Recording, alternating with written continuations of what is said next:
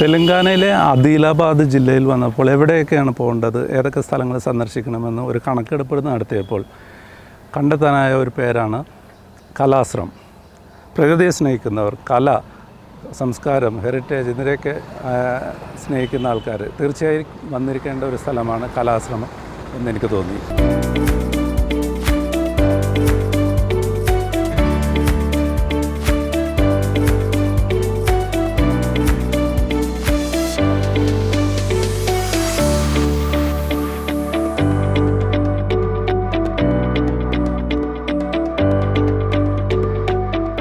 നമ്മളുടെ ഇന്നത്തെ യാത്ര കലാശ്രമിലേക്കാണ്. ഗ്രേറ്റ് ഇന്ത്യൻ എക്സ്പെഡീഷനിലേക്ക് ഏവർക്കും സ്വാഗതം.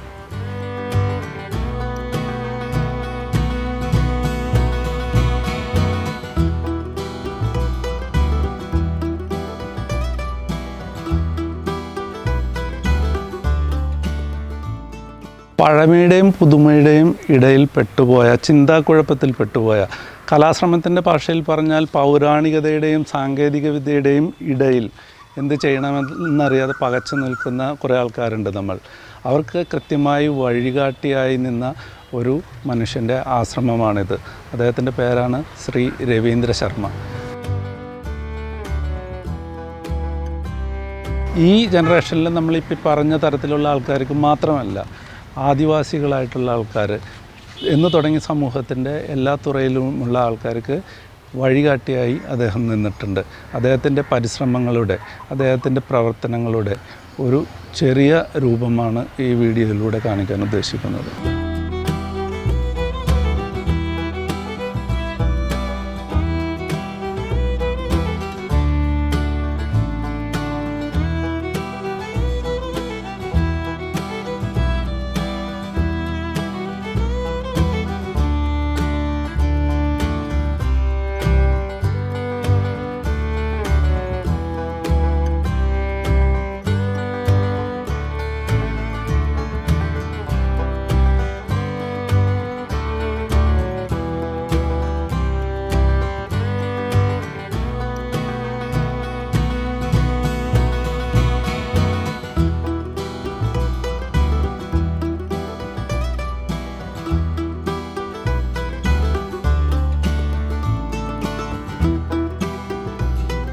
ജൂൺ 9, 1979 കലാശ്രമം ആരംഭിക്കുന്നത്. ഇപ്പോൾ അതിൻ്റെ സ്ഥാപകനായ രവീന്ദ്ര ശർമ്മ നമ്മൾക്കൊപ്പമില്ല. അദ്ദേഹം കഴിഞ്ഞ വർഷം അന്തരിച്ചു. പക്ഷേ അദ്ദേഹത്തിൻ്റെ പ്രവർത്തനങ്ങൾ ഇപ്പോഴും ഇവിടെ തുടർന്ന് മുന്നോട്ട് പോകുന്നുണ്ട്. അദ്ദേഹത്തിൻ്റെ മകനും മകളും ഭാര്യയും അദ്ദേഹത്തിൻ്റെ സന്തത സഹചാരികളായിട്ടുണ്ടായിരുന്ന പ്രവർത്തകരെല്ലാം ചേർന്നിട്ട് ആശ്രമത്തിൻ്റെ പ്രവർത്തനങ്ങൾ മുന്നോട്ട് നീക്കുന്നുണ്ട്. ഗുരുജി എന്ന് വിളിക്കപ്പെട്ടിരുന്ന ശ്രീ രവീന്ദ്ര ശർമ്മ, അദ്ദേഹം ഇവിടെ ഉള്ളപ്പോൾ മിക്കവാറും ഈ ഹാളിൽ, ഈ കസേരയിൽ തന്നെയാണ് ഇരുന്നിരുന്നത്. അദ്ദേഹത്തിൻ്റെ സമാധി ഇവിടെ തന്നെയാണ്. അതുകൊണ്ട് ആ കസേര ഇവിടെ വെച്ച് അദ്ദേഹത്തിൻ്റെ ഫോട്ടോ ഇവിടെ തന്നെ വച്ചിരിക്കുകയാണ്. ഇത് ഏതോ ക്ഷേത്രത്തിൽ നിന്ന് ഉപേക്ഷിക്കപ്പെട്ട ഒരു രഥം ഇവിടെ കൊണ്ടുവന്ന് വെച്ചിരിക്കുകയാണ്. ഗുരുജി ഇവിടെ ഉള്ളപ്പോൾ ഇവിടെയാണ്, ഈ ഹാളിലാണ് മിക്കവാറും ഇരിക്കുക എന്ന് പറഞ്ഞല്ലോ. പക്ഷേ അങ്ങനെയൊന്നുമില്ല. പുള്ളി എവിടെ പോയി ഇരിക്കുന്നോ അവിടെ ഒരു സഭയായി മാറുകയാണ് പതിവ്. കൂടെയുള്ളവരും ഇവിടെ വന്നിട്ടുള്ള കലാകാരന്മാരും എല്ലാം അവിടെ വളഞ്ഞ്, അതൊരു മരത്തിൻ്റെ ചോട്ടിലാകാം അല്ലെങ്കിൽ വേറെ പറമ്പിൽ എവിടെ വേണമെങ്കിലും ആകാം, അവിടെ ഒരു സഭ കൂടുകയായിരുന്നു. പിന്നെ 1-2 മണിക്കൂർ അവിടെ അങ്ങനെ അങ്ങ് പോകും. അതായിരുന്നു പതിവ്. തെലങ്കാനയിൽ നമ്മൾ ഇത്രയും കോട്ടകളിലും ക്ഷേത്രങ്ങളിലും ഒക്കെ കയറി ഇറങ്ങി നടന്നപ്പോൾ കണ്ടിട്ടുള്ള കൊത്തുപണികൾ, കലാവൈദഗ്ധ്യം, അതൊക്കെ ചെയ്തിരുന്ന ഒരു മനുഷ്യനാണ് ശ്രീ രവീന്ദ്ര ശർമ്മ എന്ന ഗുരുജി. അദ്ദേഹത്തിൻ്റെ വർക്കാണ് ഈ കാണുന്നത്. അപ്പോൾ ആ ജോലികളെല്ലാം ചെയ്തിരുന്ന കൂട്ടത്തിലുള്ള ഒരു ദീർഘവീക്ഷണമുള്ള, അല്ലെങ്കിൽ ഒരുപാട് നല്ല കാഴ്ചപ്പാടുകളുള്ള ഒരു മനുഷ്യൻ. ഒരുപാട് ആദിവാസികളെയും മറ്റും ഉദ്ധരിച്ച് കലാകാരന്മാർക്ക് വേണ്ടി ഒരു താവളം തന്നെ, ഒരു ആശ്രമം തന്നെ ഉണ്ടാക്കിയ ഒരു മനുഷ്യൻ്റെ ശില്പങ്ങളാണ് ഈ 2 ഈ കാണുന്നത്. നമ്മൾക്ക് ഇപ്പോൾ ഇവിടെ വന്നാൽ എന്തൊക്കെ ചെയ്യാൻ പറ്റും എന്ന് ചോദിച്ചാൽ, പ്രകൃതിയും പരിസ്ഥിതിയുമായിട്ടുള്ള ബന്ധപ്പെട്ട കാര്യങ്ങൾ, അതിൻ്റെ കാര്യങ്ങൾ മനസ്സിലാക്കാം, പഠിക്കാം. അതിനുവേണ്ടി വരാൻ താല്പര്യമുള്ളവർക്ക് വരാം. ഇന്ത്യൻ കൾച്ചർ ഹെറിറ്റേജ് അത് സംബന്ധിയായിട്ടുള്ള കാര്യങ്ങൾക്ക് താല്പര്യമുള്ളവർക്ക് വരാം.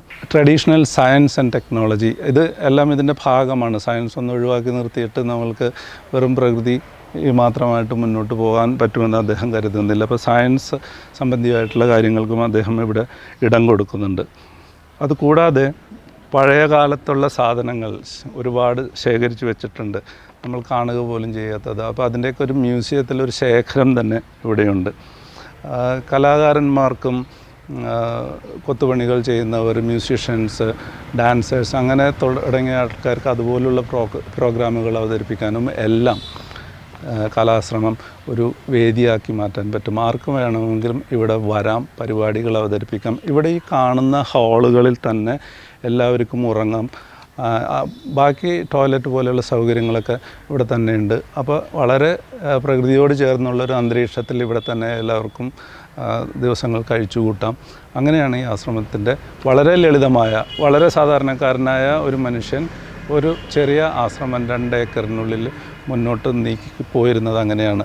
തുടർന്നും അതിൻ്റെ പ്രവർത്തനങ്ങൾ നല്ല രീതിയിൽ തന്നെ മുന്നോട്ട് പോകണമെങ്കിൽ ഇനിയും ആൾക്കാർ ഈ ആശ്രമത്തിലേക്ക് വന്നുകൊണ്ടേയിരിക്കണം.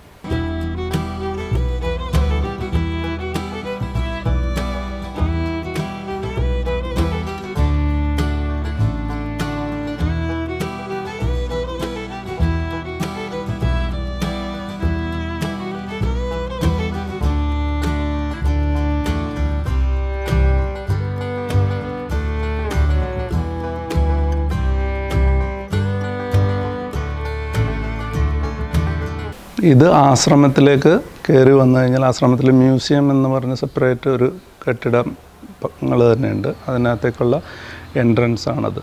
ഇവിടെ ഗണേശൻ്റെ പ്രതിമകൾ കൂടുതലായിട്ടും കാണാൻ പറ്റും. ഗുരുജി തന്നെ ചെയ്തു വെച്ചിരിക്കുന്ന വൈവിധ്യമുള്ള ഗണേശ പ്രതിമകളുണ്ട്. എല്ലാം കളിമണ്ണിലാണ് ചെയ്തിരിക്കുന്നത്.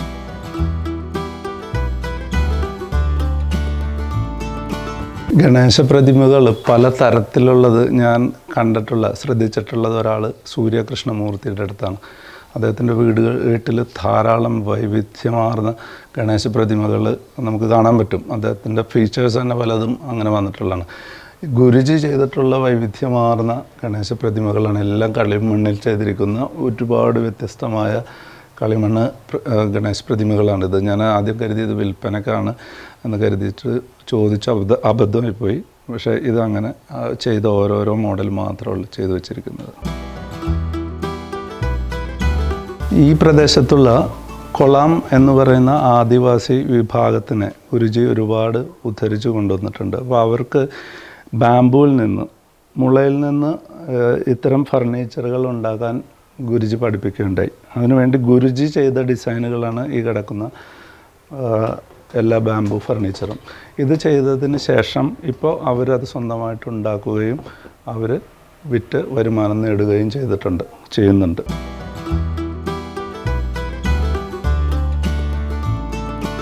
ഗുരുജി മാസ്റ്റർ ക്രാഫ്റ്റ്സ്മാൻ ആയിരുന്നു.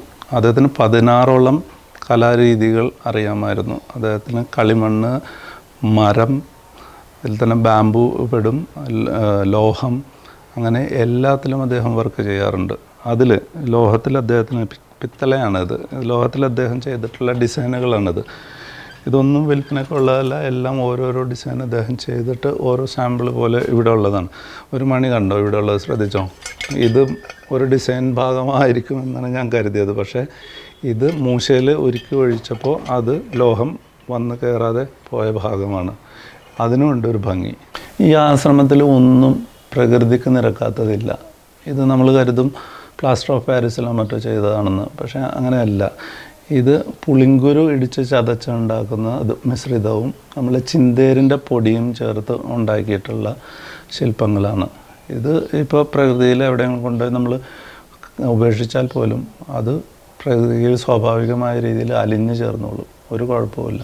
ഇത് കണ്ടോ, ഒരു ഭാഗത്ത് മുഴുവനും പഴയ പാത്രങ്ങൾ, വിളക്കുകൾ, സ്റ്റൗ, അങ്ങനത്തെ സാധനങ്ങളോട് എനിക്ക് വല്ലാത്ത ഭ്രമമുണ്ടെന്ന് എന്നെ പരിചയമുള്ളവർക്കൊക്കെ അറിയാൻ പറ്റും. ഞാനിത് കണ്ടിട്ട് തെറ്റിദ്ധരിച്ചു. ഇതിലേതെങ്കിലുമൊക്കെ വാങ്ങാനും കൂടി പറ്റുമെന്നുള്ള ഇതിൽ ഞാൻ ചോദിച്ചത് അബദ്ധമായി. എന്നാലും ഞാനത് മാപ്പ് അപേക്ഷിച്ച് രക്ഷപ്പെട്ടു അതിൽ നിന്ന്. ഇതെല്ലാം ഗുരുജി ഇവിടുത്തെ ആക്രി സ്ഥലങ്ങളിൽ നടന്ന് സംഘടിപ്പിച്ചിട്ടുള്ള എല്ലാം അത്തരത്തിലുള്ള പഴയ സാധനങ്ങളാണ്. അതിൽ വിളക്കുകൾ, ഞാനിതുവരെ കണ്ടിട്ട് പോലുമില്ലാത്ത വിളക്കുകൾ, ഒരു സ്റ്റൗവാണ് ഈ കാണുന്നത്. ഇതൊരു അടുപ്പാണ്. ഇതിൽ ഇവിടെ തിരിവരിവിടെ കത്തിക്കും, ഇവിടെ പാത്രം വെച്ച് പാചകം ചെയ്യാൻ പറ്റും. ഇതാണ്, ഞാനിത് ചിത്രങ്ങളിൽ പോലും കണ്ടിട്ടില്ല. ഇതിൻ്റെ ഫ്ലെയിം അഡ്ജസ്റ്റ് ചെയ്യുന്ന ഭാഗമാണ് കാണുന്നത്. ഇത് റെയിൽവേയുടെ സിഗ്നൽ വിളക്കുകൾ, കയ്യിൽ പിടിച്ച് കാണിച്ചിരുന്ന പഴയ സിഗ്നൽ വിളക്കുകൾ. ഇതൊന്നും ഞാൻ തപ്പി നടന്നിട്ട് കിട്ടിയിട്ടില്ല. ഇവിടെ 3-4 ഇരിപ്പുണ്ട്. ഇത് മറ്റൊരു തരം അടുപ്പാണ്, കെറസിൻ ഉപയോഗിച്ചിട്ട് കത്തിക്കുന്നത്. ഇതിനകത്ത് ഒരു ഗേജ് വരെ ഉണ്ട്. ഇത് വെയിറ്റാണ്, പഴയ ഭാരങ്ങൾ. ഇതിൽ 3 C's എഴുതിയിട്ടുണ്ട്, ഉറുദുവിലും എഴുതിയിട്ടുണ്ട്. എന്താണെന്ന് കൃത്യമായിട്ട് മനസ്സിലാക്കാൻ പോലും പറ്റുന്നില്ല. ഇത് പലതരത്തിലുള്ള പൂട്ടുകൾ, താഴുകൾ.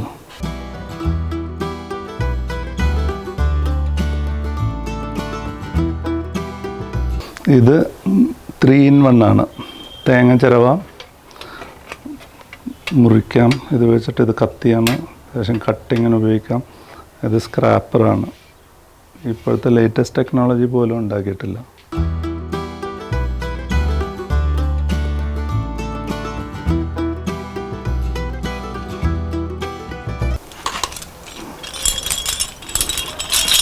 ഇത് കണ്ടോ, ഇത് കിണറ്റിൽ തൊട്ടിയും ബക്കറ്റ് അങ്ങനത്തെ സാധനങ്ങളൊക്കെ വീണു പോയി കഴിഞ്ഞാൽ അതെടുക്കാൻ വേണ്ടിയിട്ടുള്ള സംഭവമാണ്. ഇതിൽ കെട്ടി ഇതിനെ താഴത്തേക്ക് ഇറക്കും. ഇതിലേതെങ്കിലും ഒരു കുളത്തിൽ പിടിച്ച് കയറി വരും. ഇത് അങ്ങനത്തെ 2 എണ്ണമാണ്. ഇത് കൊളുത്തി കിടക്കുകയാണ്, ഇപ്പോൾ വിടിയിക്കാൻ പറ്റുന്നില്ല. ഇത് മറ്റൊരു വിളക്കാണ്, കുറേ അധികം ഇരിപ്പുണ്ട്. അത് മതിലിൻ്റെ മുകളിലൊക്കെ കത്തിച്ച് വെക്കാൻ വേണ്ടിയുള്ളതാണ്. നടുക്ക്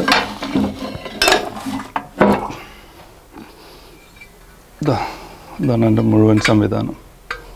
ഇത് ഒരു 2.5 കിലോയെങ്കിലും വെയിറ്റ് ഉണ്ട് ഇതിന്.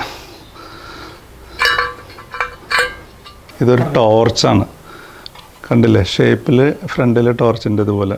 ഇതിൻ്റെ പുറകിലെ സംവിധാനം നോക്കിക്കോളൂ. ഇത് പഴയ തടിയൻ ബാറ്ററി 2 എണ്ണം ഇതിലിടുന്നു. ഇവിടെ ഇട്ട് കഴിഞ്ഞാൽ ഇതിൻ്റെ ഓൺ ഓഫ് സ്വിച്ച് ഉണ്ട്. ഇങ്ങനെ തൂക്കി പിടിച്ച് ടോർച്ച് പോലെ ഇങ്ങനെ നടക്കാം. ഇത് പഴയ കാലത്ത് പുലി, സിംഹം അങ്ങനത്തെയുള്ള വന്യജീവികളെ പിടിക്കാൻ വേണ്ടി ഉപയോഗിച്ചിരുന്നതാണ്. ഇത് രണ്ടും വലിച്ച് വെച്ച് കഴിഞ്ഞാൽ ഈ 2 പീസ് ഇതുപോലെ തന്നെ മടങ്ങി താഴേക്ക് വീഴും. ഇതിന് നടുക്ക് കാല് വെക്കുമ്പോൾ മൃഗം ഇത് അടയും, കാലിൻ്റെ ഇടയിൽ ട്രാപ്ഡായി പോകും. പിന്നെ വലിച്ചെടുക്കാൻ പറ്റും. പഴയ കാലത്ത് ഉപയോഗിച്ചിരുന്ന സാധനങ്ങളാണ്. ഇത് അതുപോലെ വന്യമൃഗങ്ങൾ വന്നിട്ട് വളർത്തു മൃഗങ്ങളെ പിടിക്കാതിരിക്കാൻ വേണ്ടിയിട്ട് പശുവിൻ്റെയും ആടിൻ്റെയും ഒക്കെ കഴുത്തിൽ ഇതിട്ട് കൊടുക്കുമായിരുന്നു. അപ്പോൾ കഴുത്തിനാണ് എപ്പോഴും വന്യമൃഗങ്ങൾ വന്ന് പിടിക്കാൻ വരുമ്പോൾ ഈ കൂർത്ത ഭാഗങ്ങളുള്ളതുകൊണ്ട് കഴുത്തിന് പിടിക്കാൻ പറ്റില്ല, ഇത് കുത്തിക്കൊള്ളും. അങ്ങനെ വളർത്തു മൃഗങ്ങളെ സംരക്ഷിക്കാൻ വേണ്ടി ഉപയോഗിച്ചിരുന്ന ഒരു ആഭരണം അല്ലെങ്കിൽ ഉപകരണം എന്ന് പറയാൻ പറ്റും. ഇത് പുറം മാന്താൻ വേണ്ടിയിട്ട് ഉപയോഗിക്കുന്നത്, പ്രത്യേകിച്ചും സൈനികരുടെ ആവശ്യത്തിന് വേണ്ടിയിട്ടാണ് ഉപയോഗിച്ചിരുന്നതെന്ന് പറയുന്നു. ഇത് വെച്ചിട്ട് ഇങ്ങനെ പുറത്ത് മാന്താൻ പറ്റും. പക്ഷേ ഇതിന് തന്നെ ഒരു 300 ഗ്രാം വെയിറ്റ് ഉണ്ട്. ഇത് തൂക്കിപ്പിടിച്ച് കൊണ്ടുവരുന്നതിലും ഭേദം പുറം മാന്താതിരിക്കുന്നതാണ്. ഇത് പഴയ കാലത്ത് ഒരു വലിയ പാചകത്തിന് ഉപയോഗിച്ചിരുന്ന പാത്രമാണ്. അന്ന് ലോഹത്തിൻ്റെ വലിയ ഷീറ്റുകൾ അതുകൊണ്ടുണ്ടാക്കുന്ന പാത്രങ്ങളൊന്നും ലഭ്യമല്ലാത്തൊരു കാലത്ത് റിവറ്റ് ഉപയോഗിച്ച് ചെറിയ ചെറിയ ലോഹത്തിൻ്റെ കഷ്ണങ്ങൾ കൂട്ടിപ്പിടിപ്പിച്ചിട്ട് ഉണ്ടാക്കിയിട്ടുള്ള വലിയ പാത്രങ്ങളാണ്.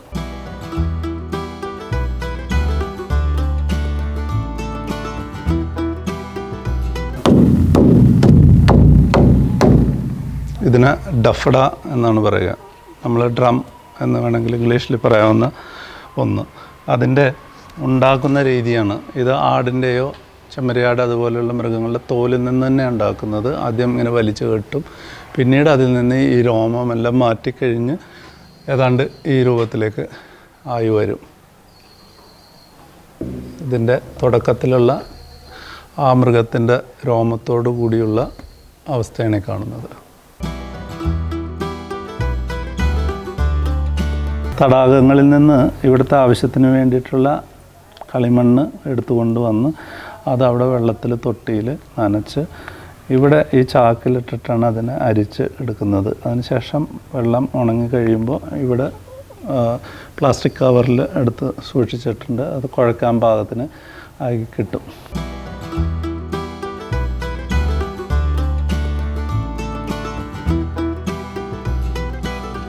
ഇതെന്താണ് സാധനം എന്ന് മനസ്സിലായോ? ചക്കിലാട്ടിയ എണ്ണ എന്നൊക്കെ പറയാറില്ലേ, അങ്ങനെ പശുവിനെ കൊണ്ടോ കാളേനെ കൊണ്ടോ ഒക്കെ കെട്ടി വലിപ്പിച്ചിരുന്ന ചക്ക്. ഇതിൽ ഇവർ ഹിന്ദിയിൽ പറയുന്നത് ചക്കട എന്നാണ്.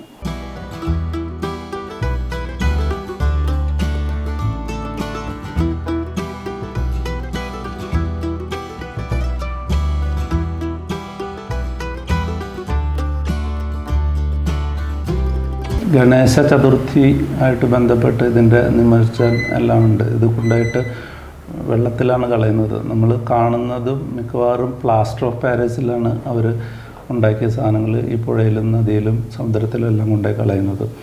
ഇവിടെ ഉണ്ടാക്കുന്നത് മുഴുവൻ കളിമണ്ണിലാണ്. എല്ലാ വർഷവും ജയശ്രീ മാഡം ഒരു 40ഓളം വിഗ്രഹങ്ങൾ അടുത്ത സുഹൃത്തുക്കൾക്കും ബന്ധുക്കൾക്കും ഒക്കെ വേണ്ടിയിട്ട് ഉണ്ടാക്കുന്നുണ്ട്. ഇത് അവർക്ക് വേണ്ടി ഉണ്ടാക്കി വെക്കുന്നതാണ്. ഇതിന് പൈസ ഒന്നും വാങ്ങാറില്ല. എത്രയോ വർഷങ്ങളായിട്ട് 20 വർഷത്തിന് മുകളിലായിട്ട് ഇത് ചെയ്തുകൊണ്ടിരിക്കുന്നുണ്ട്. അപ്പോൾ അത്ര ആൾക്കാരുടെയെങ്കിലും ഈ ഗണേശൻ പ്രതിമ കൊണ്ടുപോയി കളയുന്നത് എവിടെയായാലും ശരി അത് കളിമണ്ണാണ്, അത് പ്രകൃതിയിലേക്ക് തന്നെ ലയിക്കും എന്നുള്ള ഒരു സന്തോഷം നമുക്കുണ്ട്.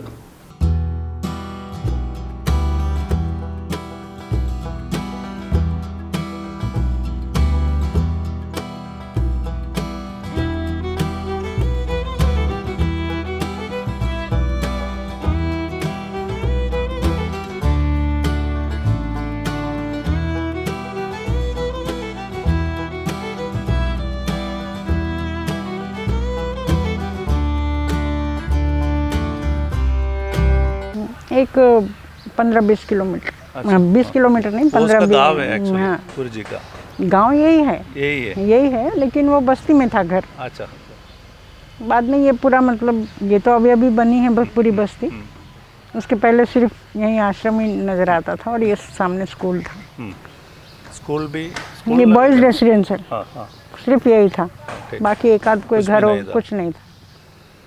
तब सोचे कि यहाँ कुछ करना चाहिए, कुछ आने जाने वाले लोग ज़्यादा हो गए थे, फिर वो जगह कम लगने लगी और फिर ऐसा सोचे कि आगे करना ही है ये, तो इसके लिए जगह चाहिए ही है, तो फिर यहाँ धीरे धीरे शुरू किए। इधर आने के टाइम पे ये इतना पेड़ और बैम्बू कुछ भी एक भी नहीं, पूरा फ्लैट था और बहुत सारे गड्ढे थे। जमीन भी पूरा लेवल नहीं था। इसको वो पीछे जो है पीछे में तो बिल्कुल ही मतलब अगर 7-8 फीट का नीचे एम्फी थिएटर है, हाँ, कुछ भी नहीं था, गड्ढा था, पूरा गड्ढा था, उसमें 7-8 फीट नीचे का था। उसको इतना भी लेवल किए पूरा। कितने साल में ये बनाया हुआ आपके घर से लेके ये जितना म्यूजियम और ये हॉल? सबसे पहले तो वो छोटा घर बनाए, वो छोटा वाला, उसमें रहता था। वो नहीं, उसमें एक्सपेरिमेंट किए छत का। छत का एक्सपेरिमेंट उसमें किया। उसके बाद में फिर उसको बनाने के बाद में सोचा कि नहीं बना सकते और बड़ा, तो फिर पूरा ये एक डिज़ाइन किया। ये हरपाल जी हैं, नमस्कार। ये मनोज केरला से आए। केरला से है।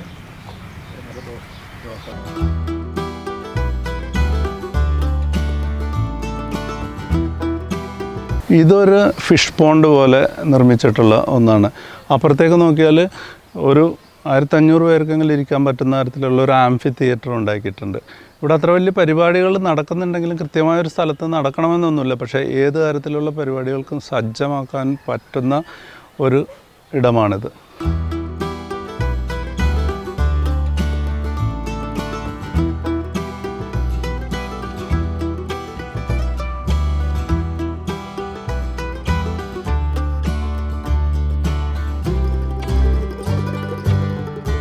രണ്ട് ഏക്കറോളം സ്ഥലത്താണ് കലാശ്രമം നിൽക്കുന്നത്. ഇവിടെ ഈ സ്ഥലം വാങ്ങി ഗുരുജി ആശ്രമം സ്ഥാപിക്കുമ്പോൾ, ആശ്രമം ആക്ച്വലി 17 കിലോമീറ്റർ അപ്പുറത്തുള്ള അദ്ദേഹത്തിൻ്റെ വീടിൻ്റെ എതിർവശത്തുള്ള സ്ഥലത്തായിരുന്നു തുടങ്ങിയത് 1979. പക്ഷേ പിന്നീട് ഇങ്ങോട്ട് മാറ്റുകയാണ് ചെയ്തത്. അപ്പോൾ കൂടുതൽ ആൾക്കാർ വരാൻ തുടങ്ങിയപ്പോൾ കൂടുതൽ സൗകര്യങ്ങൾക്ക് വേണ്ടിയിട്ടാണ് ഈ 2 ഏക്കർ സ്ഥലത്തേക്ക് ആശ്രമം മാറ്റിയത്. അന്ന് ഇവിടെ ഒന്നും ഉണ്ടായിരുന്നില്ല, ചുറ്റുവട്ടത്ത് വീടുകളും ഉണ്ടായില്ല, ഇതിന് എതിർവശത്തുള്ള സ്കൂൾ മാത്രമേ ഉണ്ടായിരുന്നുള്ളൂ. ഒരു മരങ്ങളും ഒന്നും ഉണ്ടായിരുന്നില്ല. ഇതിനകത്ത് ഇപ്പോൾ കാണുന്ന വൈവിധ്യമുള്ള മരങ്ങളടക്കം എല്ലാ സാധനവും ഗുരുജി വച്ചു പിടിപ്പിച്ചതാണ്.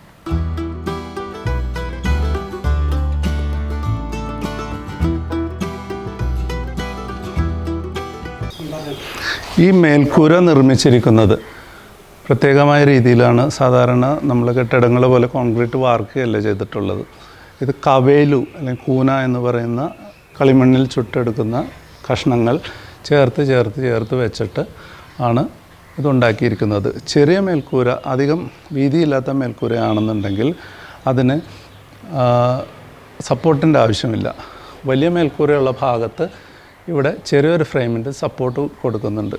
4 മാസത്തോളം മഴ പെയ്യുന്ന തെലങ്കാനയിൽ ഇതുവരെ അത് ചോർച്ചയോ പ്രശ്നങ്ങളോ ഒന്നും ഉണ്ടാക്കിയിട്ടില്ല.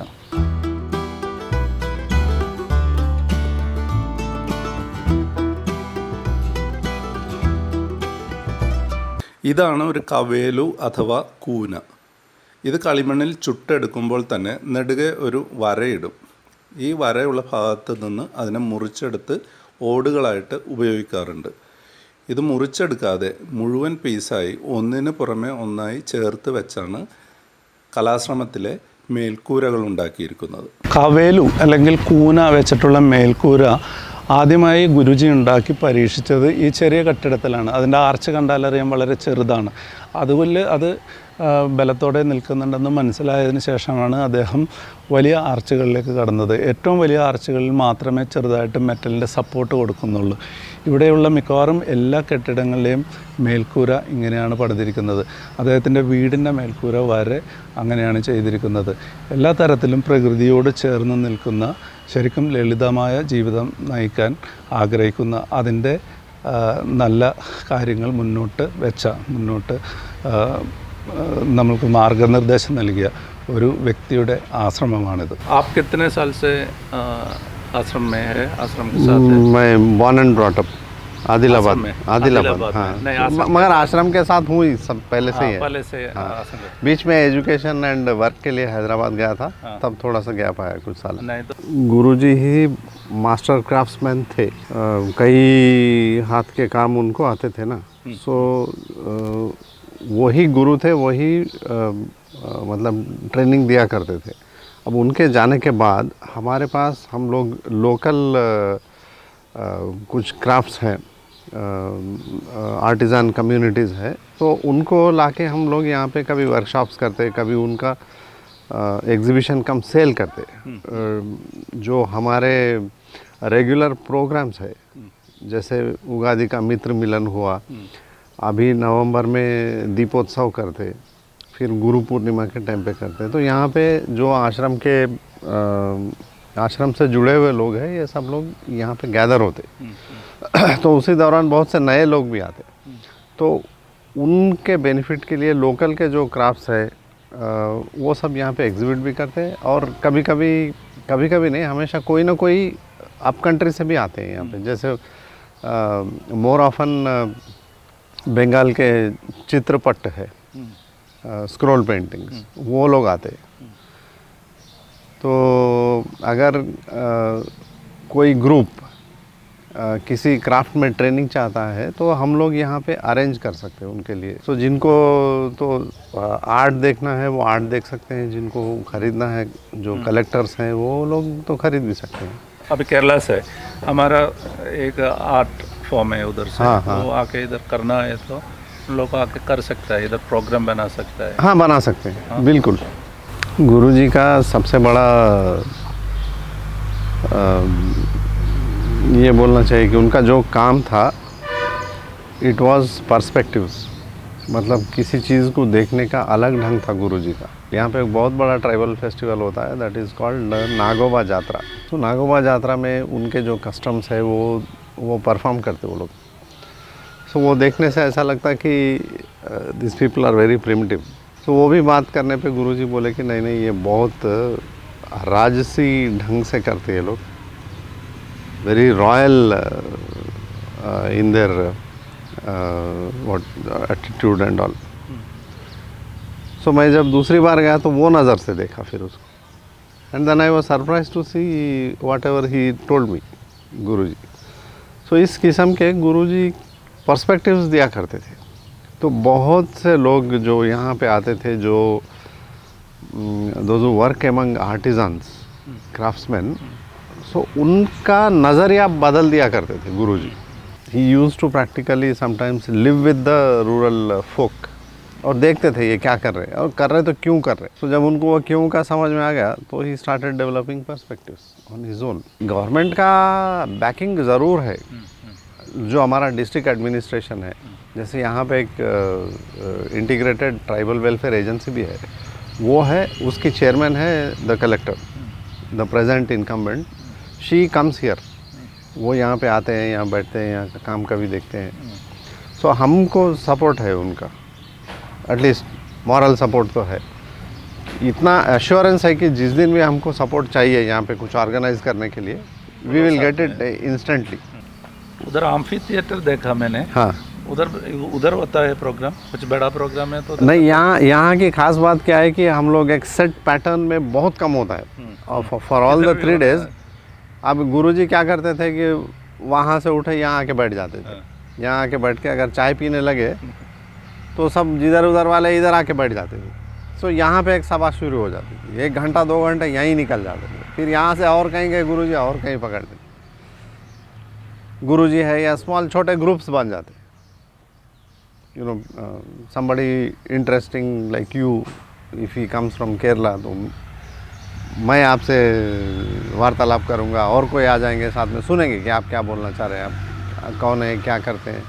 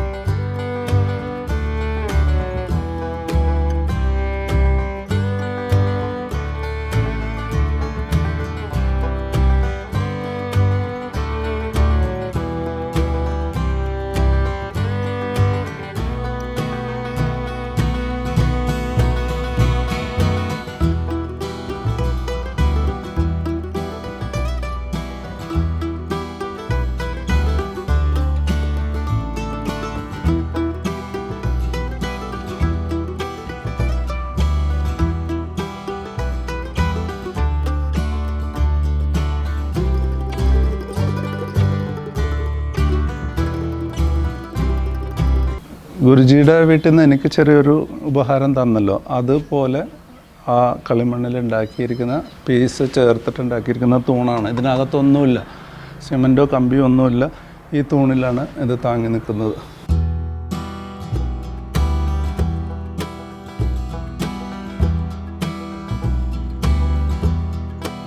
ഗുരുജിയുടെ വീട്ടിൽ ഈ തൊഴുത്ത് കണ്ടപ്പോൾ ഞാൻ പശു ഉണ്ടാകുമെന്ന് അന്വേഷിച്ചു.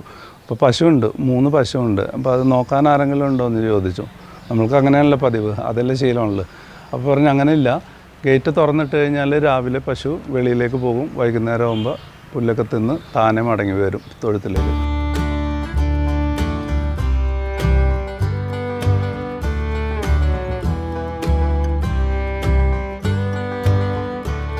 ഒരു ആശ്രമം എന്ന് പറഞ്ഞാൽ ശരിക്കും ആശ്രമം തന്നെ. ഗുരുജി ലളിത ജീവിതമാണ് നയിച്ചിരുന്നത്.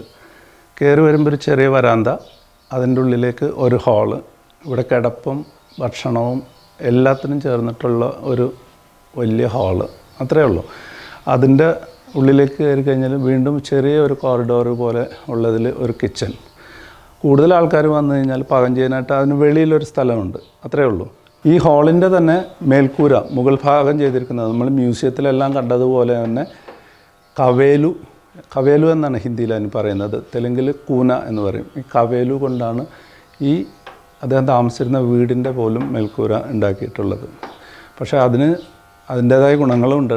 നമ്മൾ സിമൻറ്റ് കോൺക്രീറ്റ് വീട്ടിൽ കിടക്കുന്ന പോലെയല്ല, നല്ല ചൂട് കുറവുണ്ടാവുക, വ്യത്യാസം ഉണ്ടാകും, നമുക്കറിയാവുന്ന കാര്യങ്ങളാണല്ലോ.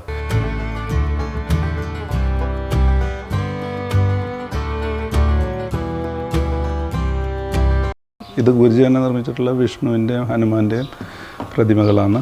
ഇത് ഗുരുജിക്ക് ലഭിച്ചിട്ടുള്ള അവാർഡുകളും അംഗീകാരങ്ങളുമാണ് ഈ കാണുന്നത്.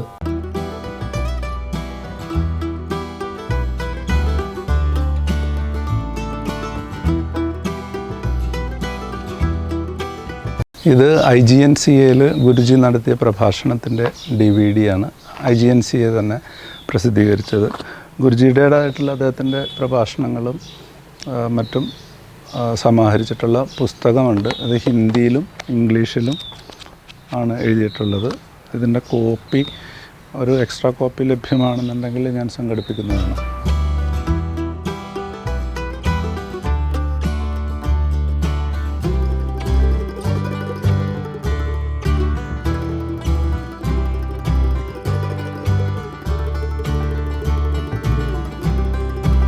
കലാശ്രമത്തിൽ എത്ര സമയം നിന്നാലും നമ്മൾക്ക് മതിയാകില്ല.